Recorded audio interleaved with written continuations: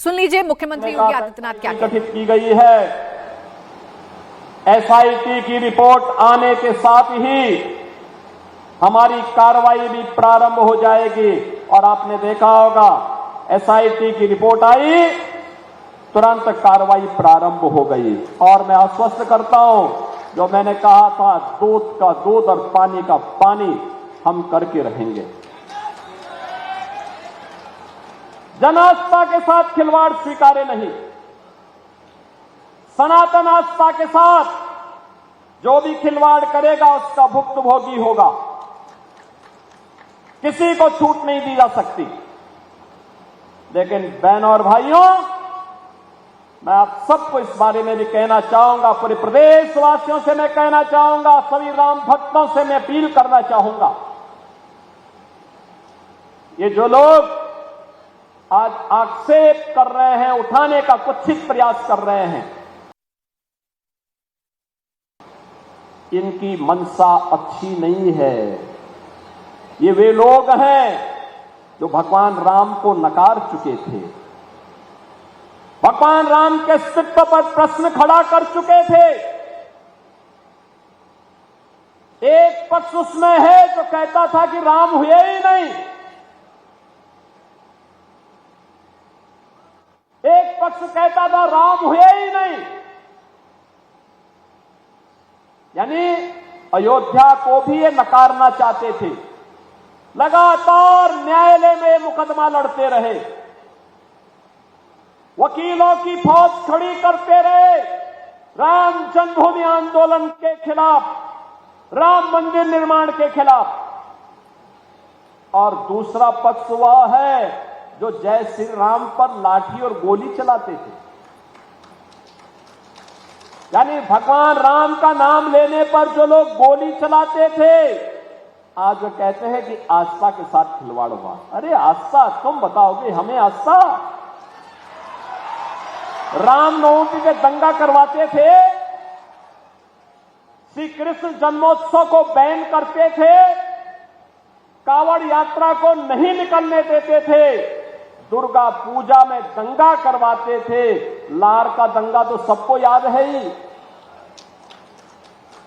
बहन और भाइयों, ये लोग कहते हैं आस्था के साथ खिलवाड़ हुआ। इनके काले कारनामों का चिट्ठा जब खुलता है, याद करिए कांग्रेस ने देश को लूटा ही नहीं था, नोचा था, नोचा था। बेईमानी और भ्रष्टाचार के कीर्तिमान स्थापित किए थे। बेईमानी और भ्रष्टाचार के जो कीर्तिमान स्थापित किए थे, वे आज अयोध्या पे आक्षेप लगा रहे हैं। बहनों और भाइयों, ये स्वीकार्य नहीं। सरकार की जो मंशा है, सरकार ने पहले दिन कहा कि दूध का दूध और पानी का पानी सबके सामने आएगा। लेकिन मैं फिर से अपील करूंगा, राम भक्तों की अग्नि परीक्षा मत लो। राम भक्तों के साथ, उनकी आस्था के साथ खिलवाड़ करना बंद करो। अगर तथ्य नहीं है, पुष्ट प्रमाण नहीं है, तो आरोप प्रत्यारोप बंद करो। और प्रमाण है तो एसआईटी को सबूत सहित प्रमाण प्रस्तुत करो। एसआईटी की सिफारिश के अनुरूप सरकार कार्रवाई को आगे बढ़ा रही है। और जब वरिष्ठ अधिकारियों की टीम कार्य कर रही है, तो उसमें फिर राजनीतिक बयानबाजी बंद करें।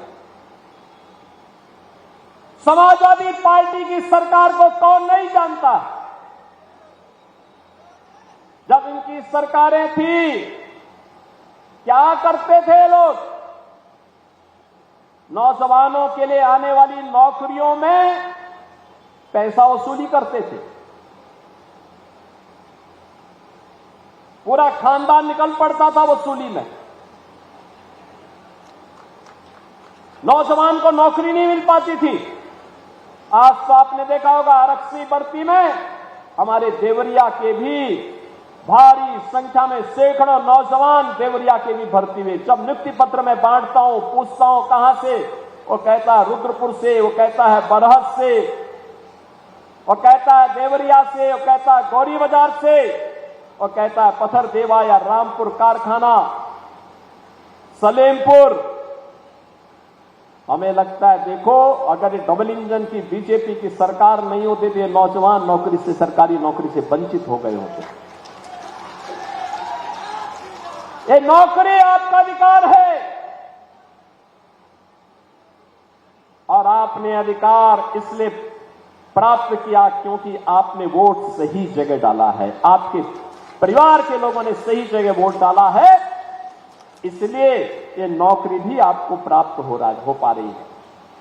नहीं तो समाजवादी पार्टी की सरकार होती तो क्या आपको नौकरी मिल पाती? नहीं, चाचा भतीजे की जोड़ी वसूली करके सबकी नौकरी को पूरी तरह रौंद चुकी होती, नीलाम कर चुकी होती, पैसा भी निकल गए होते, नौकरी भी नहीं मिलती। जो व्यक्ति योग्य नहीं था उसी को आयोग का अध्यक्ष बना दिया था। ये तो इनके काले कारनामे थे और यही इन्होंने जिंदगी भर किया। ये पूर्वांचल एक्सप्रेसवे जो आज पूर्वी उत्तर प्रदेश की दूरी को बहुत कम कर रहा है, बहुत कम कर रहा है। कल मैं देख रहा था, कल मैं संत कबीर नगर और खजनी विधानसभा के बीच, धनकटा और खजनी विधानसभा के बीच ऐसे ही एक कार्यक्रम में गया था और वहां पर मैं देख रहा था पूर्वांचल एक्सप्रेसवे की कनेक्टिविटी ने लोगों के जीवन में कैसे परिवर्तन किया है।